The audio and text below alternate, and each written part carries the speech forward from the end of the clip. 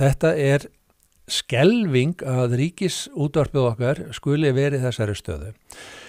Þeir eru miðstöðin þarna og þó við gefum öll möguleg svigrum til að koma sér undan ábyrgð, þá verður ábyrgðin aldrei minni en svo að Síminn fór á RÚV, þar var hann afritaður, þar var unnið með hann, svo voru fréttir sendar á stundina á Kjarnan og þær birtar 21. maí.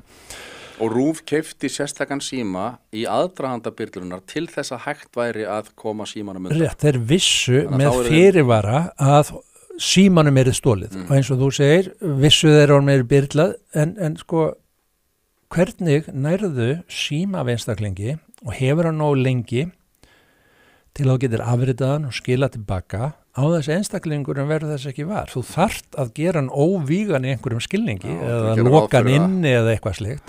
Því að fólk með hálfa sína tilveru og kannski rúmlega það í símanum og hvað gerir þú þegar þú vaknar á morgnana? Mjög sennilega ferðu mjög fljótlega í símaðinn og kannar hvað í gangi. Og það eitt að síðasta sem þú gerir á kvöldi þegar þú ferð að sofa. Þannig að það eru fólks. Þannig að það var inn í skipulaginu að Páll Steingrímsson skipstjóri yrði óvígur í einhvern x tíma, 1 sólarhring 2, meðan að þetta myndi gerast og síðan átti að koma símanum aftur í hans púss svo hann yrði þess ekki var. Og það svo óskiljanlegt að RÚV gengst ekki fyrir því bara að segja svona var þetta, við okkur þykir leitt og svo framvegis og við veitum upplýsingar til lögreglu það sem við vitum, í stað þess þessi feluleikur. Þeir hafa hætt fréttastjórinn, fréttamenn, yfirmaður Kveiks á þessum tíma sem lögreglu rannsókn hefur staðið yfir, en RÚV hefur aldrei gert grein fyrir sínu þætti málsins. Þú varst að benda á núna nýlega að einhverjum nýlegum reglum innanhús á RÚV var eitthvað ákvæðum að þeim beri alltaf að upplýsa lögreglu, var það ekki? Mjög athyglisvert að þetta reglur á RÚV sem að Stefán Eiríksson útvarpsstjóri undirritar 24. mars núna í vor og segir hvernig að fara með uppljóstrun innanhús með það markmiði að upplýsa aðild RÚV að lögbrotum og eða einhverju sem orkar tvímælis. Og hann skrifar undir þessar reglur en það ekki sendið inn tilkynning.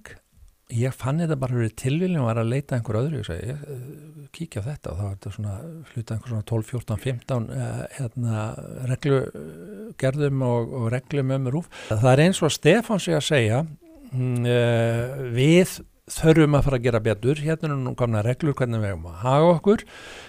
Regluna segja, fyrst átt að tala við yfirmanniðan RÚV og hann á að bregðast við og svo framvegis. Kannski hann að gefa til kynna þið hafi ekki verið heiðarlega átt mér. Þið hefði ekki sagt mér alla söguna. Kannski hann að gefa þetta ekki, ég veit það ekki.